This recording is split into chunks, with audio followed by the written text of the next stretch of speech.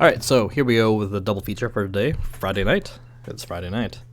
I'm just gonna. It's not gonna be an episode of R&R. This is gonna be personal reflection of what I thought about Exploration C. It was a good 2 weeks, a bit less intensive than usual, but it was still just as heavy in regards to the presentation. So I'm just gonna go through one by one through what I remember through my experiences of Exploration C. It was really cool to see the different districts, and kind of what sets them apart from each other is, well, the location mainly, but also just like, there's so many different staff out there, and it's good to see like so many different types of educators, people's administration, different roles in these presentations. And what really helped for me the most was the first-hand testimony from practicing teachers in these districts, telling us their first-hand experience with their careers and the districts that they work on. So the first one I attended was Comox Valley over here. I did not know where Comox Valley was. But yeah, I know it's on the island, so that's pretty cool.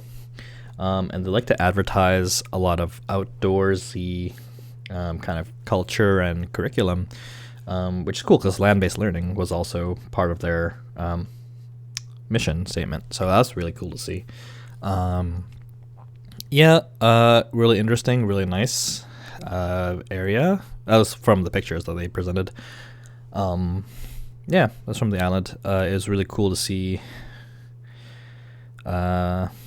I think there was a new teacher that day, or not new, but like I think they were there for like only a year or two or something, and sharing their experience with us was really enlightening to see what they got out of it, right? Next one I attended was Coteau Lake. This one was a short presentation. It was scheduled for 2 hours, but I think it only went for like 40 or 45. But I mean, it was still had a lot of information. I don't think this one had as many testimonies. I think it was just mainly two administration running the presentation. And they would also kind of promote like the amenities, kind of like Comox Valley did with like, we have like outdoors kind of draw and culture, things like that. I'm personally not an outdoors person, but I mean, I don't think I would decline an opportunity to work in these districts. It could be a really good experience, and that's kind of what I got from it. So, did I only attend two from week one? Yeah, because I was scheduled. Yeah, I had 4 more for week 2. So the thing is, I was scheduled for Peace River, but they didn't have a link for that. So, I just looked through their PDFs and kind of got as much as I could from that. It seems like a pretty good school district. I'm not even sure where it is really, but they do promote inclusive education, and I think they also had indigenous teachings too, from what I remember. So since I couldn't really attend that one, I just went to another pre-recorded one. Where is it? I don't see it here, but I just like watched over the Prince George. This one, because it was pre-recorded, I could access it. So that one was also very similar to the other ones. Prince George is kind of up north. They promoted a lot of their programs, which is really cool. And they also introduced a lot of their teams in the teaching system. So that was really cool to see how they all kind of work together and form this kind of, educational environment that can support different needs in many areas. So Prince George was, pretty good presentation. What was next after that one? I went to, Richmond. So Richmond also addressed a lot of things. Richmond School District. I think it was one of the... Actually, no, there was another one that... I think it was actually Coteau Lake, yeah. So Coteau Lake and Richmond, they really not advertise, I guess, talked about how there's a lot of international students coming in, and they have supports for them as well. So that was really cool to see. Yeah, given the demographics, there's a lot of people coming in from different places for those 2 years, Richmond and Coteau Lake. So yeah, even it was more geared towards that. That was probably a big part of their presentation, was the system to support international students. So that was really good to see. And it makes sense that if that's what the demographic there is mainly about, then that would make sense to be able to support them. Okay, so let's see. After Richmond, what did I go to? Coquitlam, actually. Yeah, Coquitlam. Where is that one? Coquitlam, here we go. So Coquitlam, this was kind of intimidating. That was they just went right off the bat. They're like, this is a high performing district. It seemed really elite. We don't hire just anyone, we hire the best. And I'm like, oh, okay, well, sure. Yeah, that's one way to kind of really move the ball. But what Coquitlam I thought did really interestingly was, I think this was the one that had no, I think it was Burnaby, actually. I don't remember. It was one of them. Coquitlam had, yeah, it had I'm sure it had this one student. Yeah, which is interesting because, like, I think at least 2 of these, or maybe Coquitlam, featured student voices and presenting it from students' points of view, which was really cool to see that the other presentations did not have. So it was really interesting to see certain students' perspectives on, what they're experiencing through the school district, which is pretty cool. So that was Coquitlam. Last one I attended was Burnaby, and I believe this is the one that had the most student voices, I think. Yeah, I'm pretty sure this was. Because there was younger students, I think they were grade 3, I believe, but also they had a grade 12 student talk from their experiences, and that was really good to hear. I was just surprised on how well spoken the student was. Like, they were really good. They had a clear message. They clearly thought out what they wanted to say. And it's really impressive to see students of this caliber kind of, I guess, come through the systems. So I wish them the best.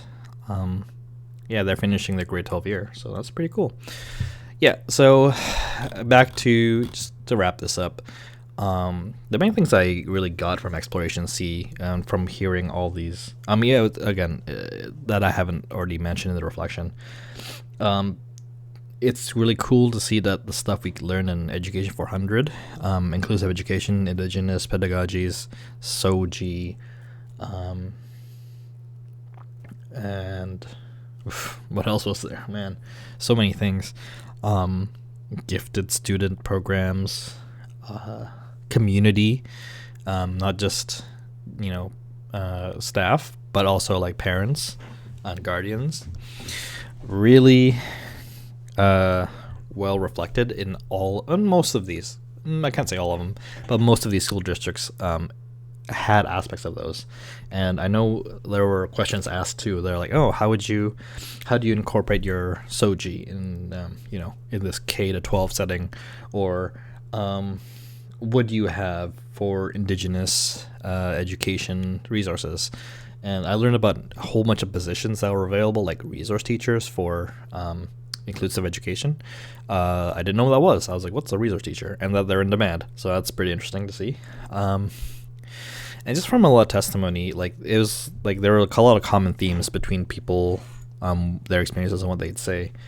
There are a lot of people who been in this profession for a long time. Like, they would talk about their life story. Well, not their life story, but they'd talk about how, they'd go to the district, and they had kids, and they had like, oh man, like childcare is like really difficult even now. But they would talk about how sometimes there would be places to support that as well for staff. But yeah, I just want to go back to how the 3 things that I probably learned the most was, if you have an opportunity, you take it. You take those opportunities. You never know what'll lead you. Now, the problem, well, not a problem, it's just like a worry I have about this is that, like, you can take opportunities as they come along, but there's also like the opportunity cost of like, what did it cost you, right? like you took this one opportunity, but then at the same time, maybe this other opportunity could have, arisen at the same time, but you don't know. But also at the same time, that's part of it. It's just like another part I learned is to take chances. Like, if you don't know, like sometimes you just have to do it. Again, it goes back to the previous episode, the last episode of R&R, talking about facing my fears. When it comes to like something you're not, you want to be as confident as possible, and you have had done the work regarding Indigenous ways of living and ways of life, and their culture. If you want to present it, you kind of like have to like try. You have to try and just take the chance. And if you're wrong, then admit that you're wrong. Revise your work. Talk to whoever you can to try and get this sorted out, and then come back and just try it again. Because the goal is to try and have this narrative, have Indigenous pedagogy in the curriculum, as not just reconciliation, but I think it's appropriate to kind of have that. What was the last thing I learned? I'm not sure. I remember it's just take a chance. Take the opportunities. Don't forget. Don't be afraid to be wrong. So, and I guess the teaching support, of course. How could I support that? There's so much support. At least that's what I felt. That there's a lot of support when you're in the educator environment. Not just other teachers, but also your admin staff, right? They're also there to support you. So I feel that I want to be able to contribute back as best as I can. Pray that I have a a decently longer career and able to help upcoming and aspiring teachers also with their journey as they go through the system, and also learn through them, like learn what they came up with as they go through their teaching school, whatever program it is that they came through. There's always things to learn, no matter how far you are. So, Exploration C, it was really good. I know I heard like from one of my peers that it was supposed to be in person, which would have been pretty cool. But I understand that given the climate of how things are, that's just not as feasible. But also, like with these more relatively remote locations, it's possible to have these, live sessions, which is pretty cool too. So, that's my experience on Exploration C. It was pretty cool. Really, really good to see professionals come forth and share their perspectives. So, that's it for this one.